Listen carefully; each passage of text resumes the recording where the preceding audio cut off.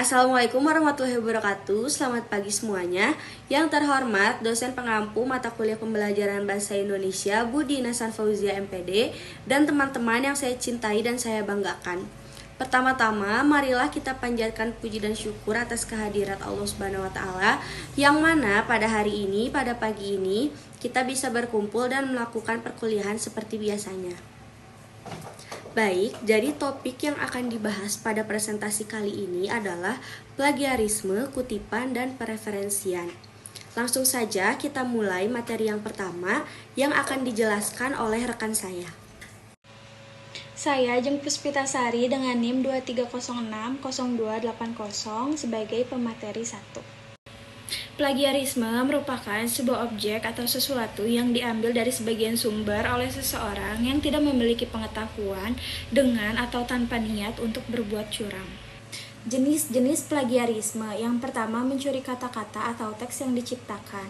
Nah, terbagi menjadi 4. Yang pertama mengcopy paste, yang kedua mereproduksi tulisan, yang ketiga parafrase, dan yang keempat self plagiarism. Nah, yang kedua yaitu mencuri ide orang lain.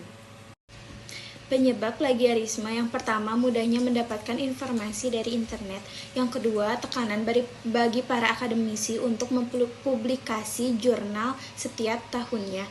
Yang ketiga, kurangnya percaya diri. Yang keempat, menyusun karya tulis secara terburu-buru. Yang kelima, tidak memiliki kepedulian dan kesadaran. Dan yang terakhir, sudah menjadi kebiasaan. Saya Melvani Syifa Adelin dengan NIM 230603778 sebagai moderator dan pemateri kedua. Nah, selanjutnya ada mencegah plagiarisme. Yang pertama, membiasakan membaca literatur sebanyak mungkin dari sumber yang memiliki validitas terbaik. Yang kedua, membiasakan diri menuangkan ide dalam bentuk tulisan. Nah, yang ketiga, lakukan copy paste hanya pada kegiatan yang membutuhkan literasi. Dan yang terakhir, instansi pendidikan menerapkan aturan yang ketat untuk mencegah praktik plagiarisme berkembang. Nah, di sini juga ada kutipan. Kutipan ini merupakan bagian dari pernyataan, pendapat, buah pikiran, definisi, rumusan, atau penelitian dari penulis lain atau penulis sendiri yang telah terdokumentasi. Selanjutnya ada fungsi kutipan. Yang pertama, menunjang fakta, gagasan, konsep, dan ide. Dan yang kedua, memberikan penjelasan tambahan.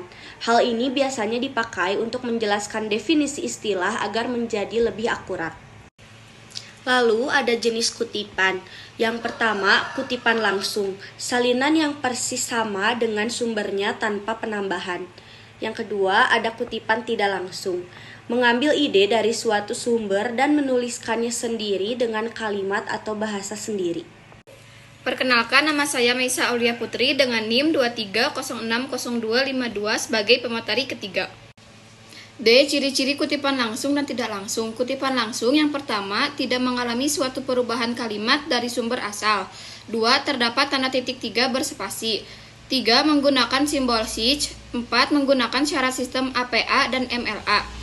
Kutipan tidak langsung yang pertama ada mengalami perubahan yang jelas pada kalimat teks yang dikutip. 2. Ide pikiran atau pendapat yang dikutip tidak mengalami perubahan. Yang ketiga, dijabarkan sesuai pemahaman penulis terhadap teori. Yang terakhir, tidak ada nomor kutipan tanpa petik 2 di akhir kalimat. E. Contoh kutipan langsung dan tidak langsung. Kutipan langsung contohnya, diplomasi publik dilakukan oleh berbagai macam negara sebagai cara bagi negara untuk berhubungan dengan aktor individu. Contoh kutipan tidak langsung seperti yang dijabarkan oleh Groys Keraf bahwa argumentasi pada dasarnya tulisan dengan tujuan mempengaruhi keyakinan pembaca agar percaya akan pendapat penulis bahkan atau melakukan apa yang dikatakan penulis. Selanjutnya ada pereferensian. Yang pertama, menurut Kamus Besar Bahasa Indonesia, referensi adalah sumber acuan, rujukan, petunjuk.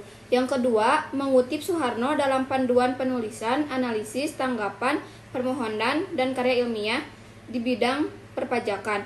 Referensi juga diartikan sebagai rangkaian kata yang dituangkan ke dalam tulisan tentang berbagai informasi pada sebuah buku yang ditinjau. Perkenalkan, nama saya Sifana Alifah Muazara dengan nomor induk mahasiswa 230600320 sebagai pemateri. Selanjutnya ada tujuan referensi. Terdapat 5 tujuan referensi menurut Susanti. Pertama, ada memberikan informasi kepada pembaca, menunjukkan bahwa penulis dapat menemukan dan menggunakan sumber yang kuat. Ketiga, memperkuat argumen penulis, menghargai karya orang lain dan menghindari dari plagiarisme.